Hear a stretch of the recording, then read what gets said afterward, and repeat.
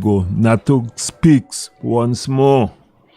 Michael Anizet here. I have with me today a young lady who is the representative of the ITF, Youths, an ITF International Transport Federation, which represents more than 17 million workers worldwide. And I want to congratulate her for the work that she has been doing consistently to keep women head high and with dignity, which is so necessary at this time.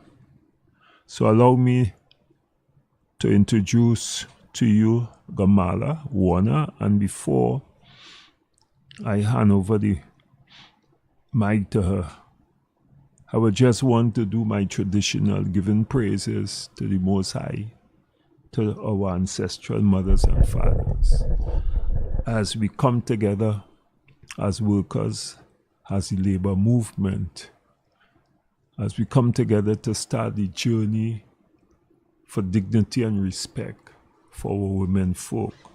I think that is absolutely necessary as we begin to build solidarity, as we begin to understand that it's only through us that we can make the changes. And this is an historical fact that we have to pay attention to.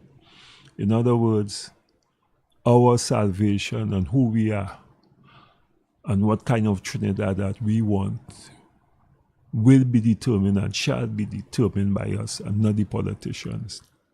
And this is what we have to keep in our minds as we rally, as we begin to come together tomorrow, which we call the beginning of a new dawn for the labor movement, for workers, for the depressed, for the voiceless, for the youths, for our pensioners, for our single parents. We see this as a new dawn. We also want to include the students who goes to university, who will be our future leaders. So as I always say, that our greatest assets is not the oil, is not the gas, but it is our human capital.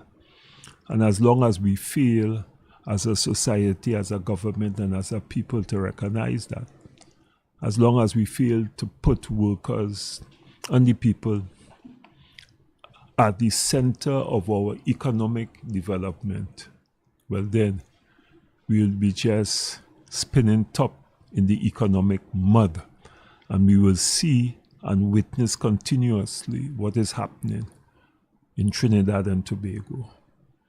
And you must ask yourself the question, why it is that we have reached to this sad place where institutions, when politicians are arrogant, they are talking down, when they do not want to talk to the people, when there's no relationship with the people in terms of the disadvantaged people in Trinidad and Tobago who are suffering. There's no kind of relationship. So our talk today will throw some light on that from the perspective of a young woman, a mother, a representative of the youths. And it is my pleasure to welcome Kamala Warner. Good night to you, ma'am. Good night. Thank you, Comrade Anizet.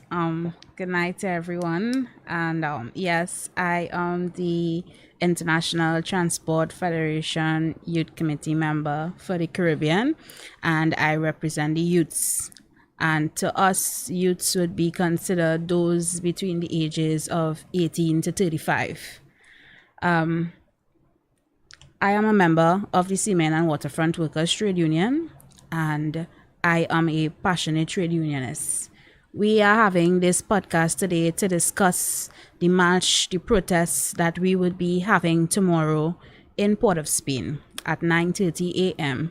And we are calling on youths, we are calling on women, we are calling on all working class citizens to come out tomorrow in their numbers to support the cause that we are fighting for.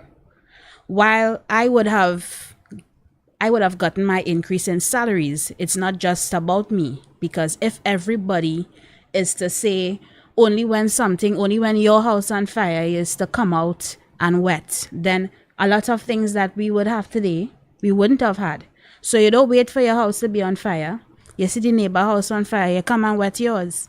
So if it is we are having a crisis, we are having an issue in Trinidad and Tobago, it is each and every one of us, all citizens of Trinidad and Tobago, it is all our responsibility to come out in our numbers and have a protest, have a march, let our voices be heard so that the government will understand that as all the citizens are affected by the issues or the challenges or the decisions that they make on behalf of us on a daily basis. Okay, you raise a fundamental point there, which I would like you to elaborate on. The question of the importance of solidarity within the communities, the solidarity across the board. And it's not about just simply the working class, but about Trinidad and Tobago. Do you care to develop on that particular point from your perspective as a youth? How do you see the role, therefore, of the youths in Trinidad and Tobago? How do you see your role in contributing to educating the general masses so that we begin to understand that it's only by our collectivity, it's only about when we look at issues in a collective way, in a unified way, can we really move forward as a people and as a society? I would like to hear your views on that from a perspective of a youth who is in the youth movement and what you would like to see in that context. Well, all citizens and all people, we have our power through the trade union movement. And if it is we do not come out in our numbers through the trade union movement, our voices will not be heard on a one-by-one basis. So when we have an issue, it's up to us to come together collectively through the trade union, because it's only through the union do we have that power. Young people have this. If you ask most young people today, what is a trade union or why you should join the trade union, some may say that they don't know what it is, and some may say they don't know what it's about. But it's our responsibility and my responsibility as an individual to make sure that we as a young people, we as youths, have that understanding of how important it is that the trade union movement must continue. Because if the trade union movement don't continue and we as young people don't find ourselves involved in the labor movement, it's not the older ones that will suffer, but it's us as the young people. And as you say, the young people are the future. And if we do not educate ourselves on why it is so important that a trade union movement exists, then we will see ourselves in a lot of trouble. Because we students are the people that started the cause back in the 1970s. So it was really young people who were involved in school and in further in their studies, where people in Canada, there was a young person going to school in Canada and they were discriminated because of their race. And it's people in Trinidad, young people in the university who stood up for their peers. And it's young people that really started the cause and the movement in Trinidad and Tobago partly. And young people have to know that it is very important that although you're saying that I'm not working there, that 4% not affecting me, so I don't see a need why I need to come out. You have a need to come out, because everything that people who are working now do is going to affect us later. And it's not only affecting me as a young person, but it will affect my children. So yeah, it's very important that young people be involved in the trade union movement and understand the importance of it. Okay, let me ask a question. You would have said that you have received your wage increases for your 3-year period. Okay? Yeah, I did. All right. But has that done anything for you substantially or materially? Or in other words, how does the cost of living affect you, notwithstanding the fact that you would have received, and let me repeat, your wage increases for over a 3-year period. You didn't get a 0%. No. And you got the merger of cost of living. Yes, I did. All right. So, having said that, have you experienced in any way the shocking increases? Has it bitten into your salary and your increases?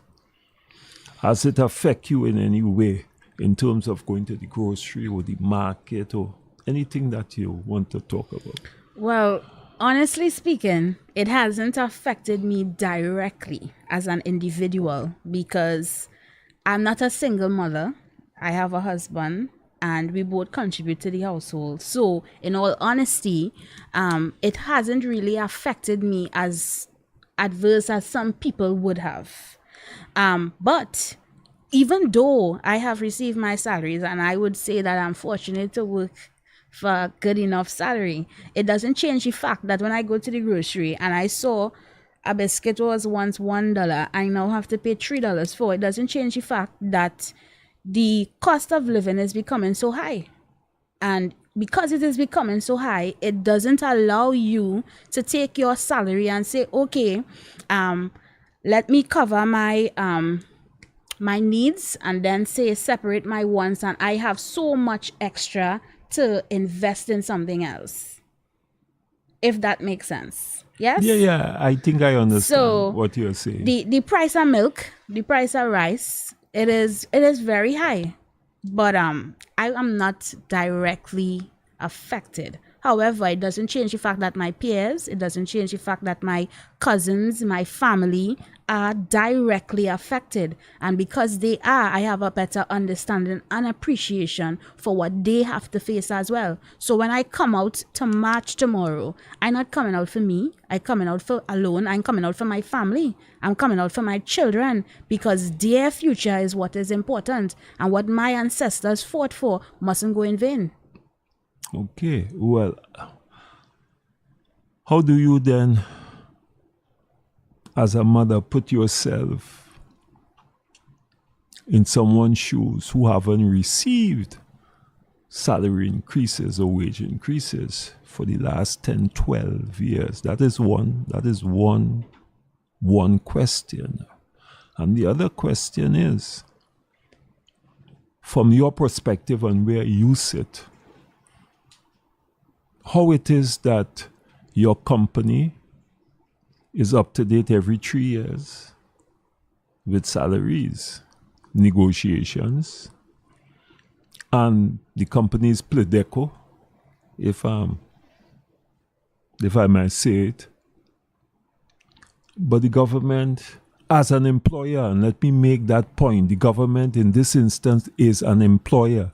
And they have a legal and moral and ethical responsibility to ensure that the workers that they employed are paid their wages every 3 years in keeping with the Industrial Relations Act and the laws of Trinidad and Tobago.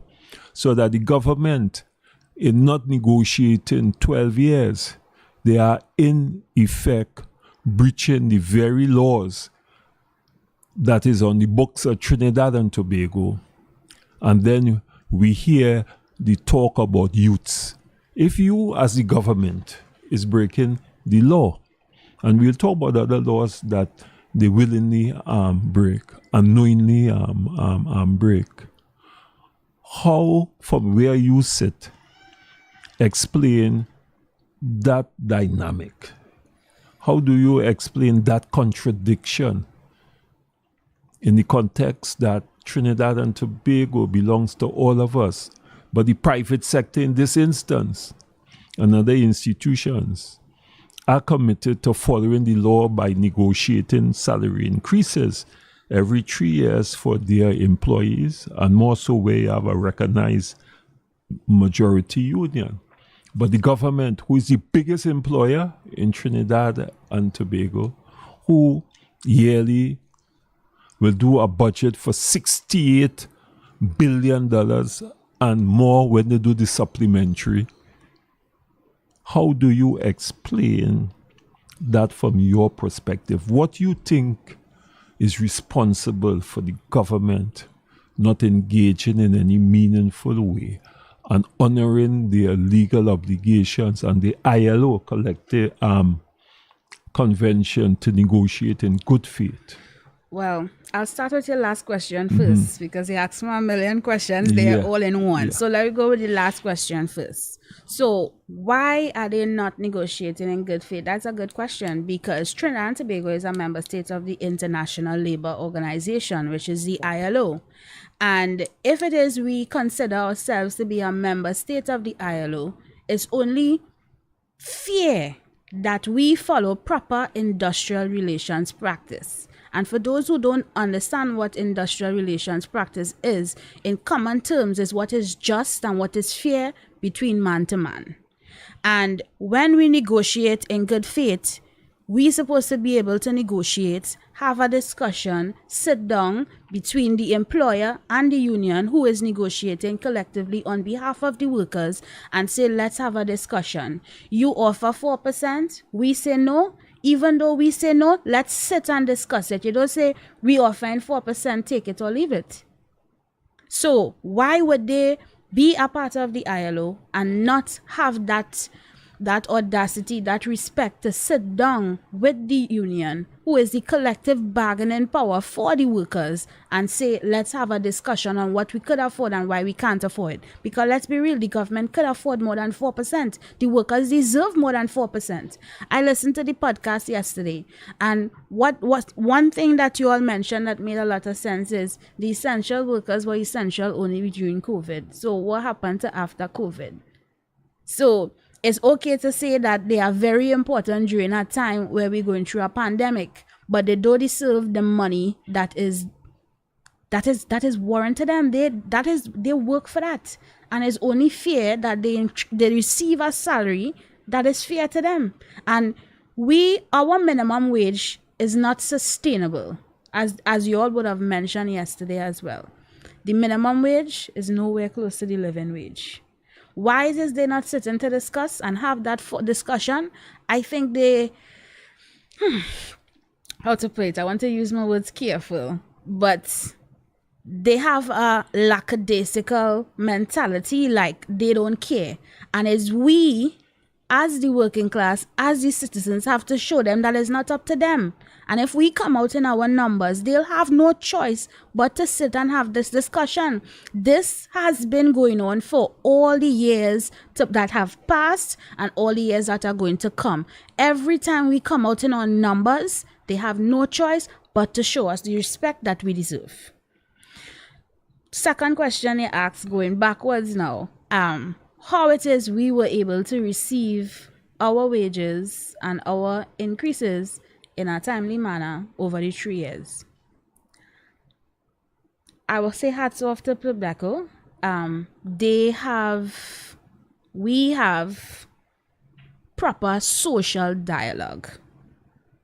If it says to say in my terms, I would say the union was able to have good social dialogue with management, and we were able to meet on a middle end on what it is could be afforded and what cannot be afforded. And we were able to get salaries and increases that were deserving to everyone. All right, so let me make a point again, because Trinidad and Tobago must pay attention to these fundamentals. Because the private sector, where you have unions, they have been able to negotiate 3 years agreement. They haven't lapsed. All right? And what is happening? Because of the government failure to engage the trade union who represents government employees in a meaningful way, what we are seeing happening is that you are now forcing government workers to live on 2012 and in some instances 2011 salaries in a 2023 era. You know, and that does not gel at all. No. They It have no doesn't respect. gel. And then the question is, therefore, as I have said, that the government don't understand the pain, or they cannot relate to the suffering of the ordinary person. And I can say, because I do represent workers at Plideco too, and I can talk about the negotiations. Yes. And we haven't lapsed. We haven't lapsed in our negotiations, and we, as you rightly say, let us say, hat off to Plideco.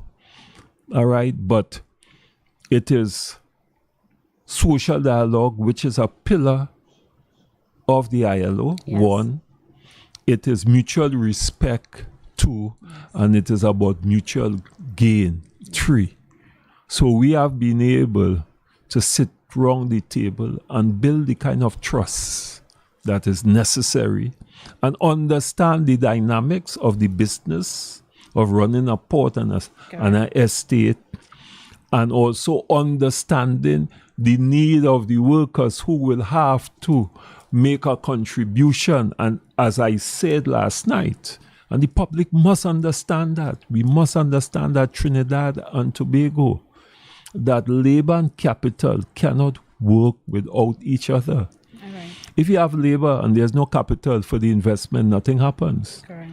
And if you have capital and there's no labor for the investment, what happens? But more importantly, if you do not have workers with the ability to buy the goods and services that is being produced, well, then your economy collapse. In other words, when a worker go and buy something in a store, in a grocery, or in a market, he is paying somebody. That is how an economy is. An economy is not about figures. An economy is not only about balancing your books, but an economy is about the people, is about the community, is about families. And until we begin to understand that, we're going to find ourselves in the situation that we have found ourselves in, when a government can just come and have 2 meetings with a union, just 2, and say take it or leave it. Yeah. And if you don't want it, let the court decide and say, I'm not going to pay COLA. And while you say that is, well, I say that is arrogance to a level that I've never seen. And that is bordering on dictatorship that we have to pay attention to. Because if you have a government, and I want to make this point and I want to hear your view on it. One of the things that I face every day, and he said you have to be careful of what you say. You know how spiteful the government is. When you talk your mind, now when that kind of thinking is ingrained in the citizen minds, it is not a good thing. Yeah. Because you cannot build trust, and we cannot talk about democracy within any society when there's a fear to talk against the leadership of a political party or the government for fear of being castigated and in fear of being paying a price for talking to me, or to standing up or expressing my truth as I see it. No society, not even in your household, that can survive and suffice. So let me ask a question, because we running down on our time. Let me ask this question again. You will be there tomorrow. Yes, I will. All right. And could you explain to those naysayers and those who will listen to this YouTube, but they are paid operatives, and they will criticize, look, and he said misusing people. Look, what is Popcard? Because of one would have said that, but we identify who that person is. But those things do not worry me, right? In the context that, you know, what is divine, what is spiritual. right? No one can take away. So, what it is you will say to the youths, what you will say to the single parents, why you will be there, and what you will say to motivate them to come out, because tomorrow is a day when we stand up for respect, for fairness, for social justice, for dignity, and for the right of every citizen to live fairly in Trinidad and Tobago and to get a living wage so that they can mind their families and their children. We have a lot of single parents in Trinidad and Tobago, and therefore there's this need, as we would have said, within the trade union movement. We cannot be talking about minimum wages, which is the minimum wage you pay a worker. What we have to be talking as a people and as a society, living wages, which will afford the average family, and more so those who are in a disadvantaged position, the ability to work and get proper living wages and decent wages so that they can mind their children, one, put a household over their head, and three, educate their children. So tell from your perspective why you see it necessary for the population, the youths, pensioners, children to be outside there from your perspective. Well, I want to give some examples of some things that people tell me when I say I'm in a trade union, right? So while I was coming here today, I was telling someone about the march tomorrow, and the person say, I could tell you something without being offended. So I say, it have something called constructive criticism. So speak. He don't see a reason why he needs to come out tomorrow, because when we come out, it don't make sense. So I say, you know why it don't make sense? Because you just make that statement. I say, when it is we have a march, the numbers, the people, once you are widely affected and deeply affected by the concern, you have a better appreciation for it. And there's a saying that if you don't know where you're coming from, you can never know where you're going. And I am telling all youths tonight, I'm telling youths, I'm telling pensioners. Well, pensioners would know this because they would have been around for when all the different type of revolutions would have took place. But even if you don't know much about the history, today is the day to do some history home in your house. Go and look it up.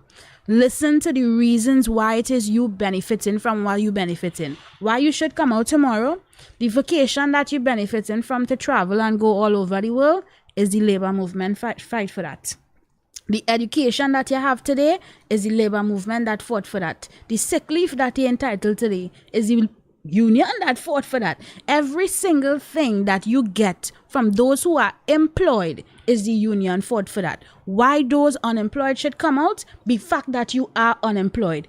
The government should make moves and decisions to create jobs that it would have opportunities for people to get work.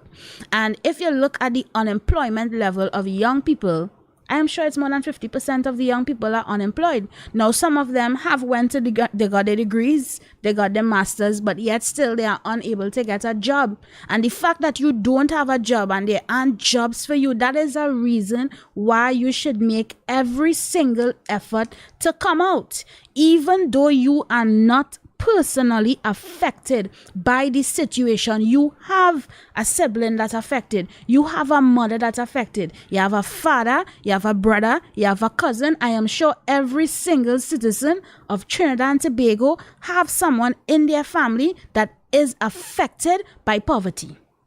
The fact that we know everybody knows somebody that affected by poverty is a reason why everybody should be out there in the numbers. You have your picnic, put them in the stroller and you come out. Because why? Every decision that we make going forward affects us. Why we might say, some might say, I don't need to do that. That's not affecting me.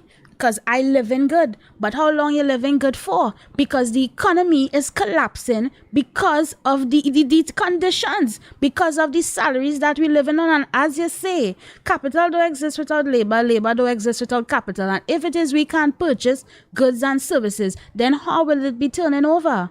The fact that we have to be worried about where the economy is going in this era is a reason why every single person should make it their personal responsibility to come out. You're taking a mental day. And it have a soca, so you're taking a, tell the work you're taking a mental day, because even working on the salaries you're working on causing mental health problems. So the fact that you don't want to get a mental health problem, tell the manager, I taking a mental health day, and find yourself Friday at 9:30 on Brian Lara Promenade in Port of Spain. Because why? You can't look at today and tomorrow. You have to look at the future.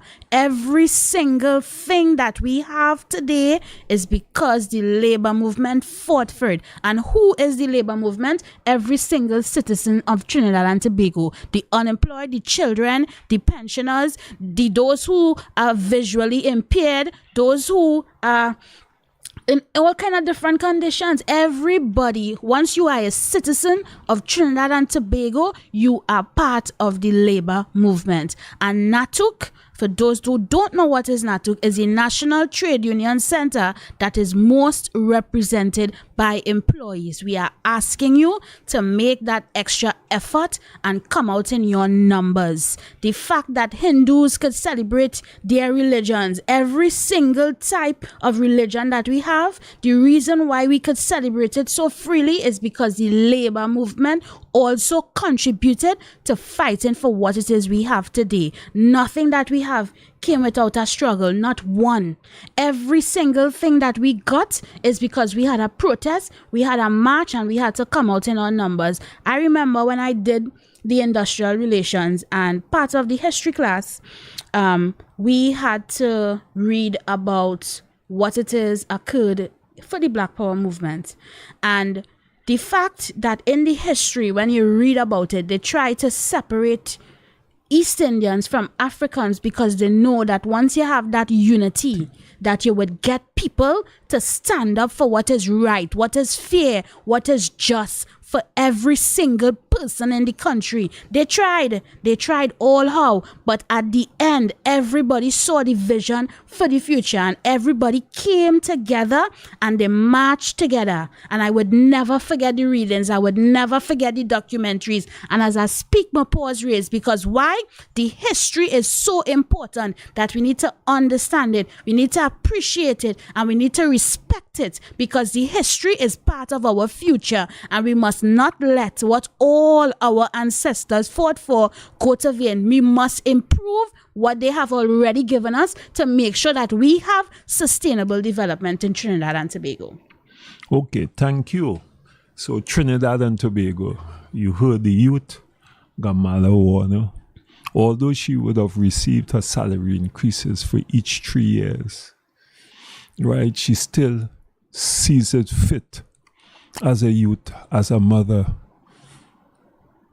to come out and then support in solidarity to all those who, due to no fault of their own, may find themselves in this, what I want to call abject poverty levels that is now pervading the society in Trinidad and Tobago, and we are not paying attention to it. There are all kinds of distractions, people, and there will be distractions in our society because that is how we have been taught. The race card, all right, has been played for too long.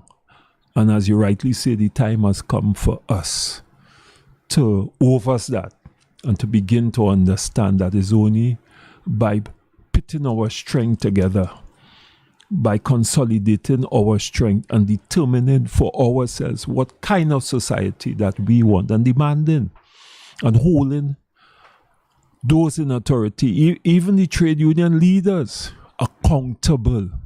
Because a society without a vision, a society without leadership always fail. And I am not saying that just like that. When one looks at Singapore, smaller than Trinidad and Tobago, 4 million people, but they had a vision, they had a future. They understood that education was so important and we don't pay attention. How do you build a society, Trinidad and Tobago, when more than 50% of your children go through an education system and cannot read and write, and we have failures so in true. the exams? Yes. I said that's a fundamental issue. Yeah. That alone should bring you out on the streets tomorrow.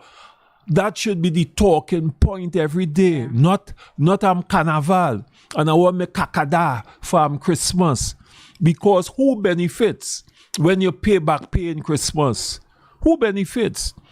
And let us be frank, it's a cultural issue that for Christmas we want money so that we will play with their minds and say we pay in the kakada, the little thing, and then you will have people going, me want we money, go and sign for the 4% to force a leader to sign for 4% when each and every one of us know that is not the word. And for those who believe that less than 1%, because the 4% over 6 years, I want to repeat it, is less than 1% on your salary. You know what is 1% on your salary? 1% on $1 is 1 cent. That is what it represents. And if a government is telling you that the value of your work and your output and your energy is only worth less than 1 cent, well, then that tells you what is the mentality. We don't even have 1 cent anymore. Right. And what is the thinking of this government. Comrades, brothers and sisters, Trinidad and Tobago, I want to repeat it, that history has to be our teacher. And history has taught us it is only when we as a people come together do you have changes. As I have continued to say, 400 years of slavery did not, you understand, destroy us as a people. Why?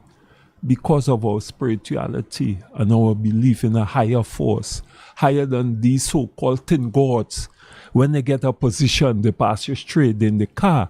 They can't talk to you.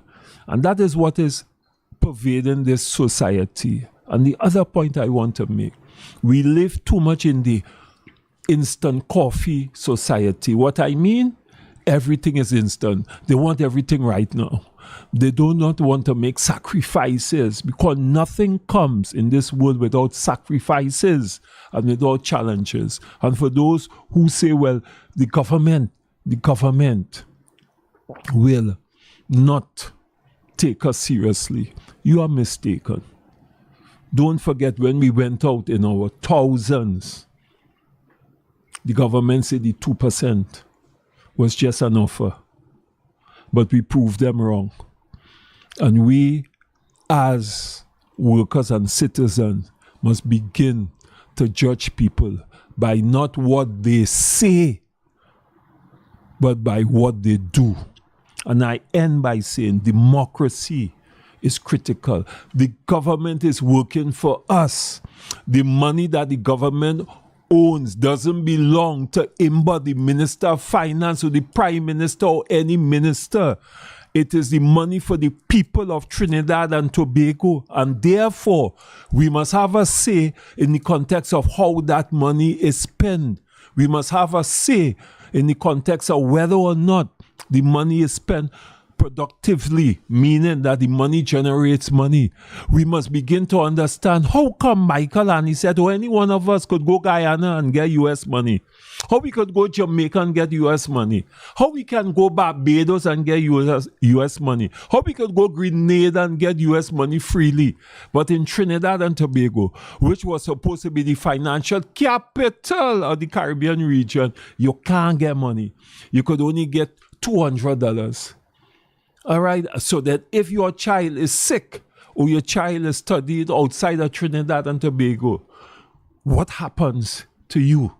That's a reality that is facing. Ask yourself, Trinidad and Tobago. And it has to do with policy decisions and the direction of a government. Go on Google Singapore and see where they are in terms of the hierarchy levels of education, good wages, of crime. And let me end by saying, you see crime? They could say what they want to say. I have the book here, all right? Comes about only when education, corruption, politicians only seen about their friends and their finances and the business elites, children, like it's happening in Trinidad and Tobago, leaving school and don't have the cognitive skills to read and to write properly. We're building a society that we will live to regret, but we can save it. We, the people of Trinidad and Tobago, can save it. And if you love your child, forget what Annie said. If you want a better future for your children, it wouldn't fall from sky.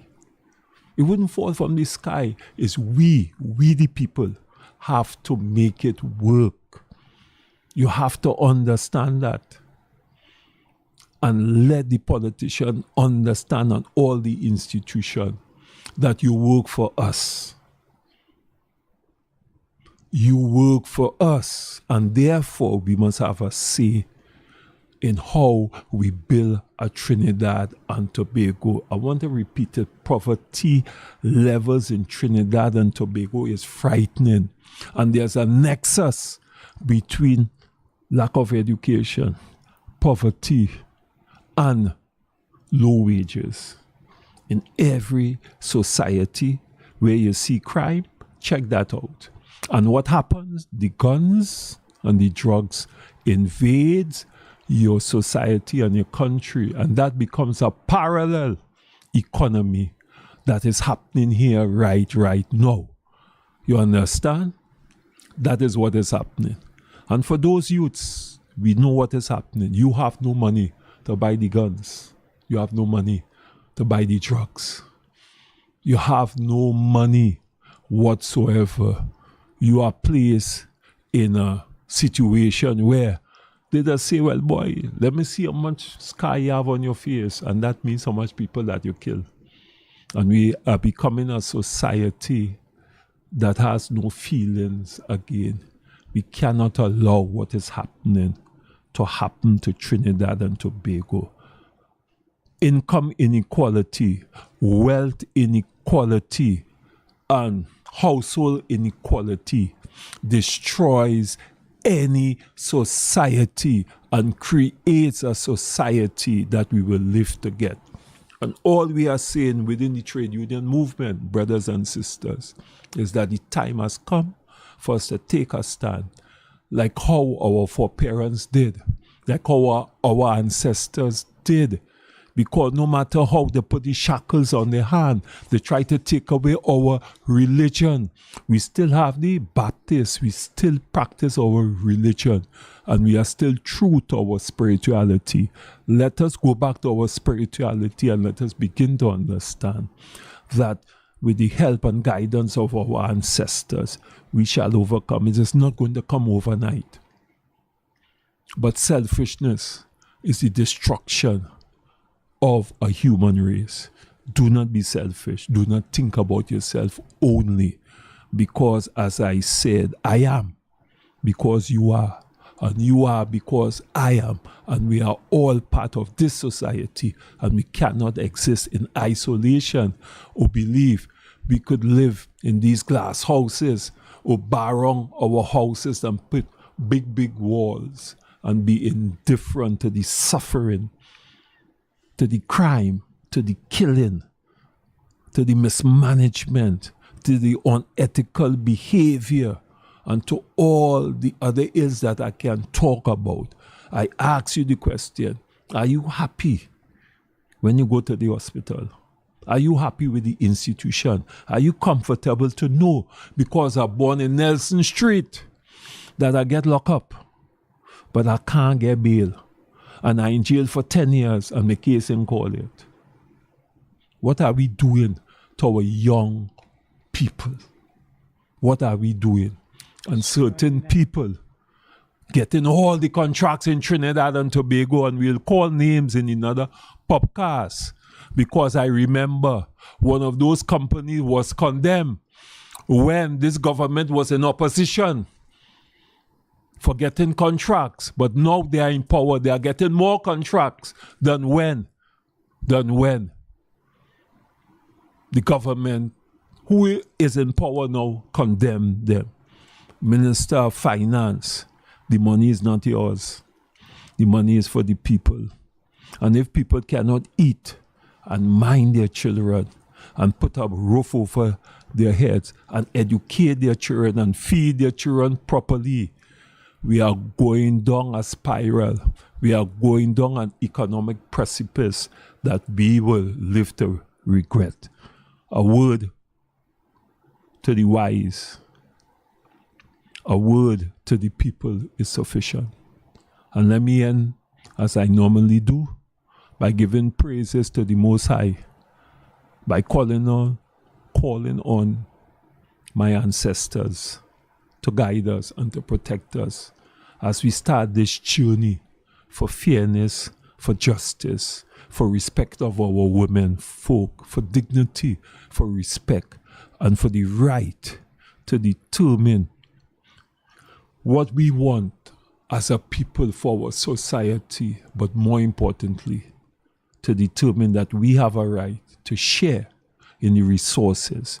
The resources in Trinidad and Tobago cannot and must not be for a few people. And the march tomorrow is all about that. It hurts me when I see my people shooting and killing one another.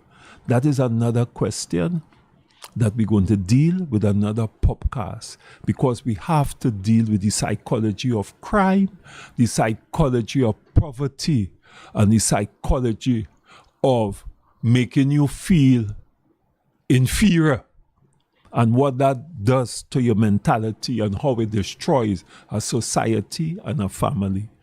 So, God blessings. Let us see you there tomorrow. This is a divine spiritual call for each and every one of you.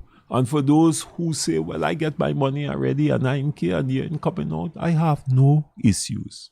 But everybody have a conscience, and it will talk to them. Trinidad is going down a road that is only we can steer it back into the level of spirituality, of divinity, of respect, of decency. That is what we are talking about. So blessings always, and always remember, respect your women folk.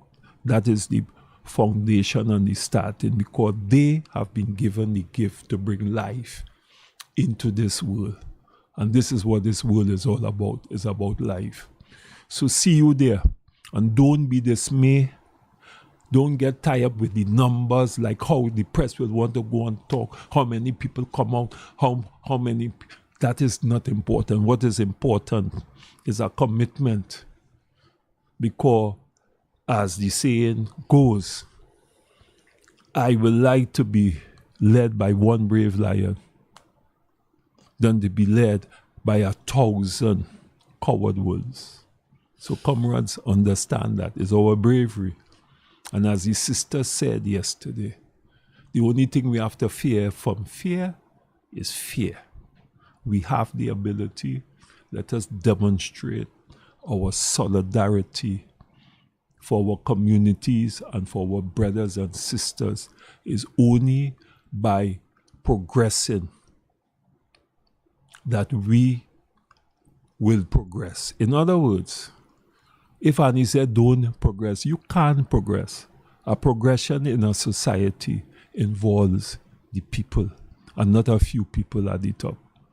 Blessings, Trinidad and Tobago. We look forward to seeing you.